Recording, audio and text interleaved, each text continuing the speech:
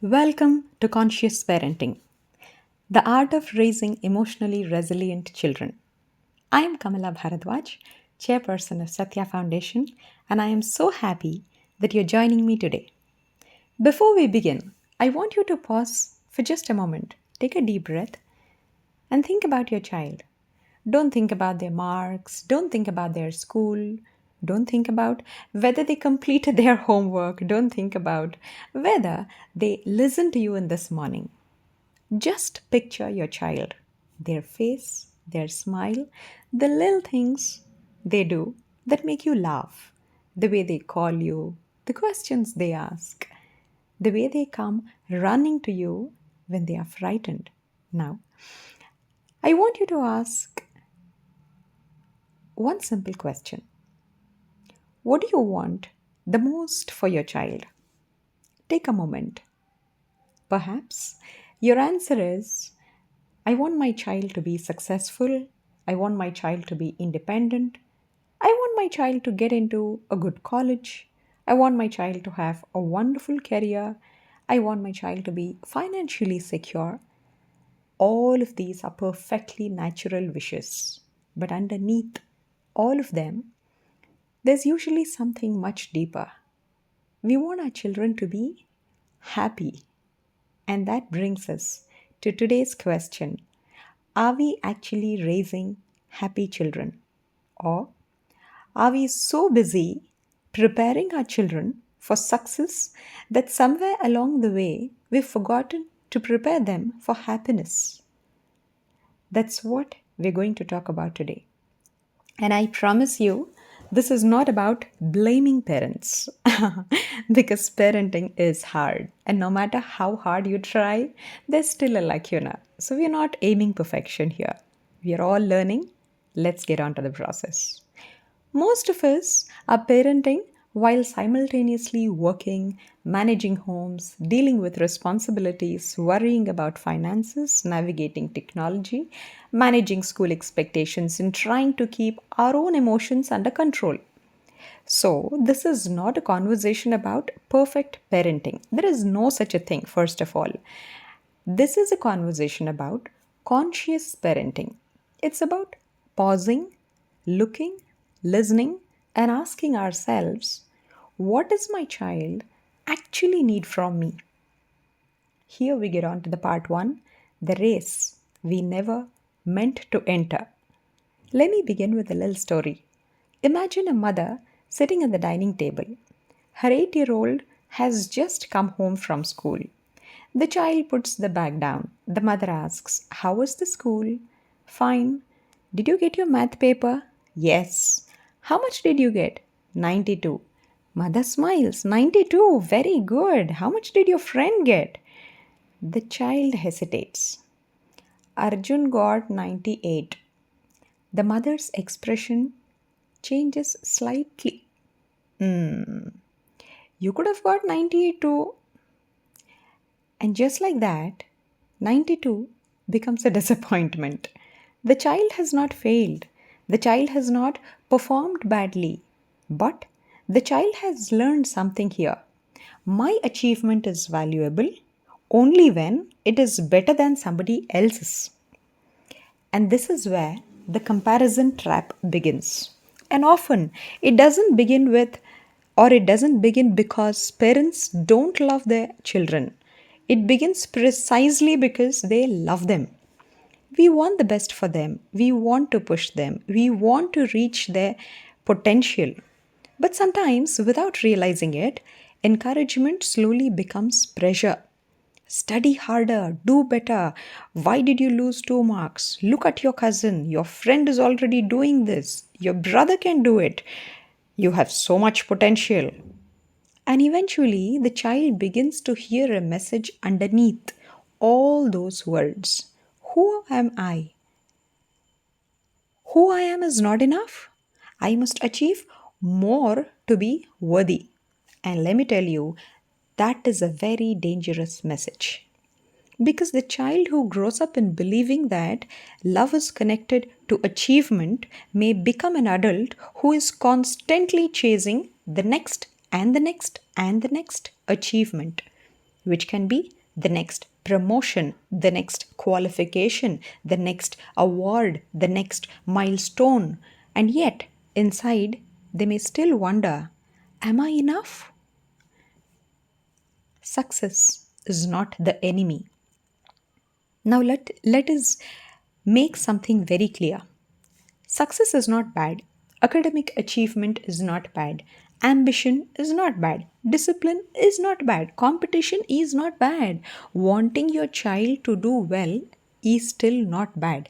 But the question is, should my child be successful? The question is, what kind of person is my child becoming while pursuing success? That is the real question. Because imagine two children, both get 95%, both enter good colleges, both eventually have successful careers. From the outside, both appear equally successful. But one child is terrified of failure. One and the child cannot tolerate making mistakes. The child constantly compares themselves with others. The child believes that asking for help means weakness. The child doesn't know how to say no. The child doesn't know how to rest. The child cannot handle criticism. The child feels loved only when performing well. And another child also succeeds. But the child knows, I can fail and still be loved. I can make mistakes and learn. I can ask for help. I don't have to be the best in everything. I can be successful without losing myself. Now tell me, which child is emotionally stronger? That is the difference between simply raising a successful child and raising an emotionally resilient human being. The question behind the question. Parents often say, my child is not studying. But sometimes the real question is, why has my child lost interest? The parent says, my child is always on the phone. But perhaps the deeper question is, what is my child getting from the screen that they are not getting elsewhere? A parent says, my child is very stubborn. But perhaps the question is, where does my child feel that they have no control? A parent says, my child doesn't talk to me anymore. But perhaps the question is, have I created a space where my child feels safe enough to talk? This is conscious parenting. Instead of saying, how do I stop this behavior? We begin asking, what is this behavior trying to tell me? Behavior is communication. Sometimes children don't have the vocabulary to say, I am overwhelmed. So they shout. They don't know how to say, I am disappointed. So they slam the door. They don't know how to say, I am frightened that I will fail. So they say, I don't care.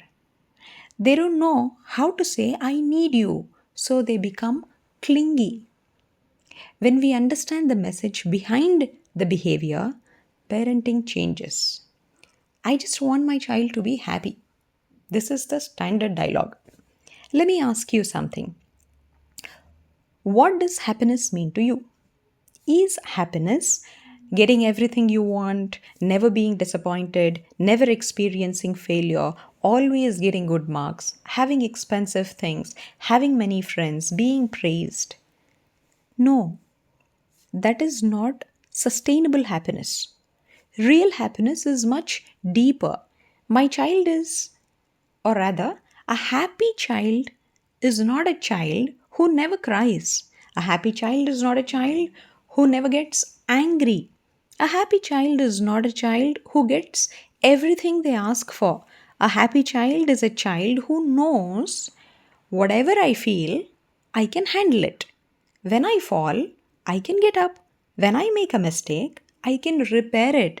When I am frightened, I have someone I can turn to. I don't have to pretend to be happy all the time.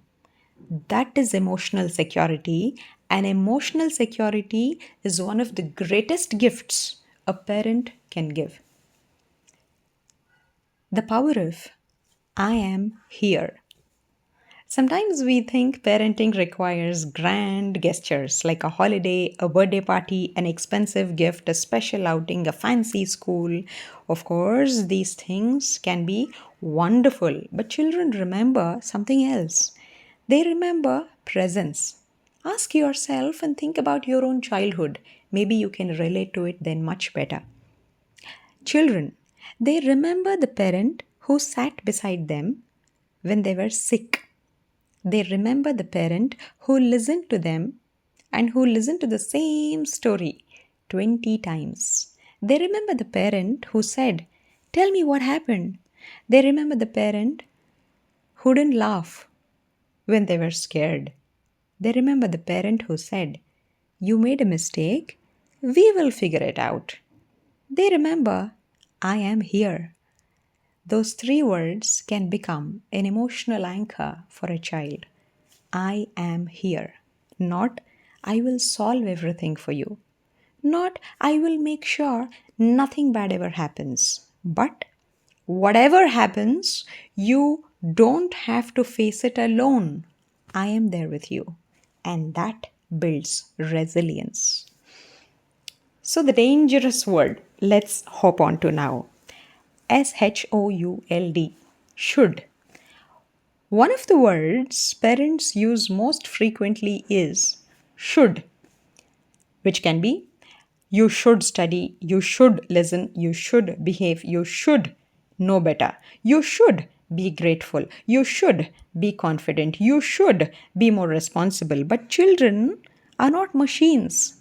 Children develop at different speeds. They have different temperaments, different sensitivities, different strengths, different fears, and different ways of processing information.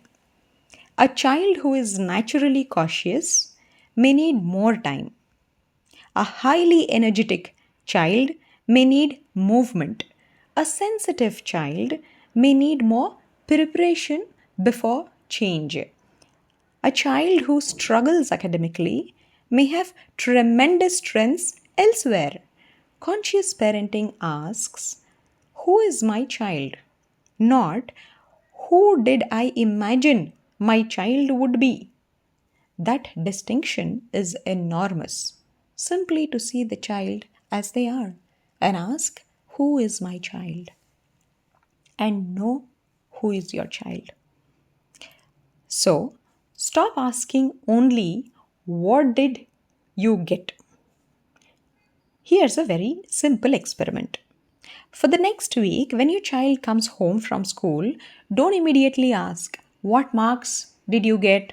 Instead, ask, what was the best part of your day? Or, did anything make you laugh today? Or, did anything upset you? Or simply, tell me something interesting that happened today. You may be surprised. You may discover a friendship problem, a teacher they admire, a fear they have been carrying, a funny incident, a small victory, a disappointment, or a dream. And slowly, your child begins to understand my parent is interested in my life and not just my performance. And that builds connection. When children fail, now let's talk about something parents fear enormously, which is failure. Like they have never failed in their lives and they're all born perfectionists. We want to protect our children from failure. But sometimes, in trying to protect them from failure, we accidentally deprive them of resilience. Suppose your child forgets their homework. You immediately call the teacher, send a message, you arrange for someone to take the notebook to the school, you solve the problem. The child is relieved. But what did the child learn? Perhaps when I make a mistake, someone else will fix it. Now imagine a different response. You forgot your homework. That must be stressful. What do you think you can do? The child thinks, maybe I can tell my teacher honestly, and you say, That sounds like a good plan. The child faces the consequence and learns I can handle mistakes. That is far more valuable a lesson than the perfect homework. Love without conditions. Every child should know one thing beyond doubt: I am loved even when I fail. This doesn't mean there are no boundaries. There must be boundaries, there must be consequences, and there must be responsibility. But the child's worth must never be placed on the negotiating table. We can say, I don't like what you did, without saying, I don't like you. We can say that behavior was unacceptable without saying, you are a bad child. We can say, you need to repair the hurt you caused without saying, you always hurt people. Separate the behavior from the child is all I'm trying to say. Because children often turn our tables into identities. Or rather, children think if we label them as you always hurt people, that becomes their identity. So please refrain yourself from labeling and judging and declaring it. If we repeatedly say, you are lazy, they may begin to believe I am lazy. If we say, you are careless, they may think I am a careless person and they may be just okay with it. Instead, describe the behavior. You didn't put your books away today. You didn't keep the socks in order. You didn't keep your shoes in the rack. Once you came from school, you just left the bag on the sofa. This gives the child something that they can change. Please leave it open ended without declaring their behavior as their personality. The 5 things that children need the most. First one, connection. And if I had to uh, if I had to simplify conscious parenting into 5 things, I would say children need these 5 most important things from a conscious parent. The first one is connection. They need to know that they belong. Always try to connect before you correct. Secondly, safety. They need to know I can tell the truth without being humiliated. Most of the times, if a child makes a mistake, they fear telling it or confessing it rather with their parents, primarily because they think, oh my god, I have done a mistake, okay, but if I admit this, I may get a lot of scolding. Rather, I would just keep quiet and just wait and watch. Maybe this may never come to surface. Thirdly, boundaries. They need to know someone is guiding me. They need to know their boundaries. They need to know how they need to behave when they are with you. Autonomy. Fourth point, that their voice matters. Sometimes, when your child starts to tell you something, narrate a story, tell something about their homework or anything like that, you may know the full story. So, you may just stop the child and say, yeah, I know it. But please don't. Let them complete their version of the story so they feel heard and let them voice their opinion. Unconditional love is the last but never the least. Fifth point, they need to know that I don't have to earn my parents' love. Most of the times, children feel they are loved only depending on the achievement or progress or performance, either academically or sometimes when they eat vegetables, the mother is so happy that the mother thinks of gifting the child something, or when the child scores very good marks, then everybody in the house is extremely happy.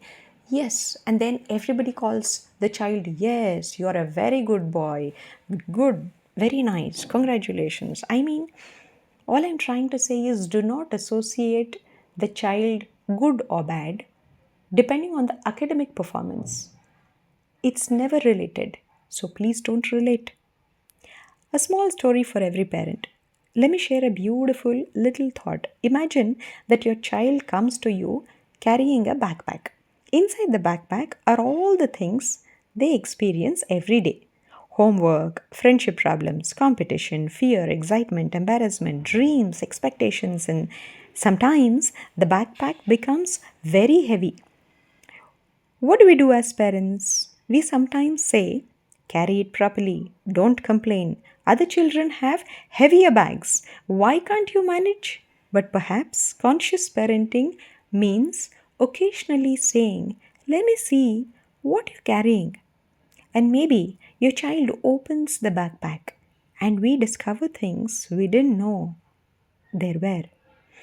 A fear of being laughed at, a worry about disappointing us, a friendship that is falling apart, a feeling of not being good enough. And once we know, we can help. We cannot lighten a child's backpack if we don't know what is inside it. Once in a while, when your child is cranky, upset, irritated, please don't tell the child, yeah, continue to be upset. If your child has a lot of cold and crying, do not ever say, yeah, you already have a lot of cold. Continue, please continue to cry. Also end up getting fever, catch cold. It will also aggravate into cough and cold and then fever. Wonderful. Enjoy the injection. I will take you to the doctor tomorrow. Anyway, I'm already doing so much household. Add to my household chores. Please do not be insensitive with your child because your child is emotionally only growing now. Please be nice, please be sweet, and please be kind. If your child is ever frustrated, irritated, just sit next to the child and say, can I help you? Just hug the child. Give a kiss on the forehead. Hold the child and just be around them. Sometimes you don't even have to talk. Just cuddle them, be around them, and give them their space. That is much better than you being sarcastic, angry, upset, irritated yourself. Remember, your threshold should always be much higher than the child's threshold for tolerance. A message to mothers and fathers. To every mother listening, please don't measure your motherhood by how perfectly your home is managed. And please don't measure your worth by how perfectly your child performs. To every father listening, your child may not always remember the toys you bought, but they will remember whether you heard them, whether you listened or not. They will remember whether you were approachable. They will remember whether they could come to you after making a mistake or not. And to both parents, please don't compete with each other on who is the stricter parent. Your child doesn't need two judges. Your child needs two people who are willing to guide, listen, and connect. And if you are parenting alone, please remember that you don't have to be a perfect single parent managing both roles. Children don't need perfect parents. They need present parents who are willing to repair, who are willing to help them become resilient. Because repair is a superpower. There is something I want every parent to remember. You will lose your temper, you will shout, you will say something you wish you hadn't said. You will have days when you are exhausted. You will sometimes get parenting wrong. That does not make you a bad parent. What matters is what happens next. Go back. Kneel down if your child is too small. Look into their eyes and say, I was very angry. I shouted. I should have spoken differently. I'm so sorry. Do you know what you're teaching the child on doing this? You're teaching them that adults too can make mistakes. You're teaching them accountability. You're teaching them emotional courage. You're teaching them that relationships can be repaired, and that is an extraordinary lesson. The child you are raising will become an adult one day. And one day, your child will be 20, 30, 40. and they will carry the voice of their childhood inside them. Maybe that voice will say, "Nothing I do is ever enough." Or perhaps it will say, "I can figure things out." Maybe it will say, "Everyone is judging me." Or, "I am allowed to be myself." Maybe it will say, "I must never fail." Or, "Failure is a part of learning." Which voice do we want them to carry? That is the work of a conscious parent and of conscious parenting. We are not simply raising children, we are helping shape the inner voice they will live with for the rest of their lives. So, three questions to take home. Before we end today's episode, I want every parent listening to ask themselves three questions tonight. Question 1: does my child know that I love them even when I am disappointed in their behavior? Question 2: am I more interested in my child's marks or in my child's emotional world? And finally, question 3: if my child grows up and becomes exactly the kind of person I'm teaching them to be, will I be proud of that person? Don't answer quickly. Sit with these questions. They're not questions designed to make us feel guilty. Rather, take them as invitations to become more conscious, welcoming yourself to the world of conscious parenting. Dear parents, perhaps the greatest gift we can give our children is not a perfect childhood. It is a feeling that I am loved, I am heard, I matter, I can make mistakes, I can try again. I don't have to be perfect to be worthy. And perhaps when we stop asking only how successful will my child become and begin asking who will my child become, our entire approach to parenting changes.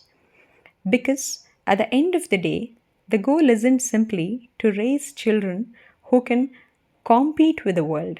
The goal is to raise children who can meet the world without losing themselves. Children who can succeed and still be kind. Children who can be ambitious and still be compassionate. Children who can be independent and still know when to ask for help. Children who can experience failure and still believe in themselves. And above all, children who know that home is not a place where they have to perform, home is where they belong.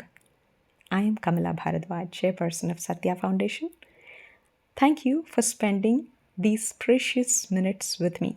And remember, parenting is not about raising a perfect child or being a perfect parent. It's about creating a relationship in which a child feels safe enough to become the best version of themselves. Until we meet again, listen more, pause more, connect more, and parent consciously.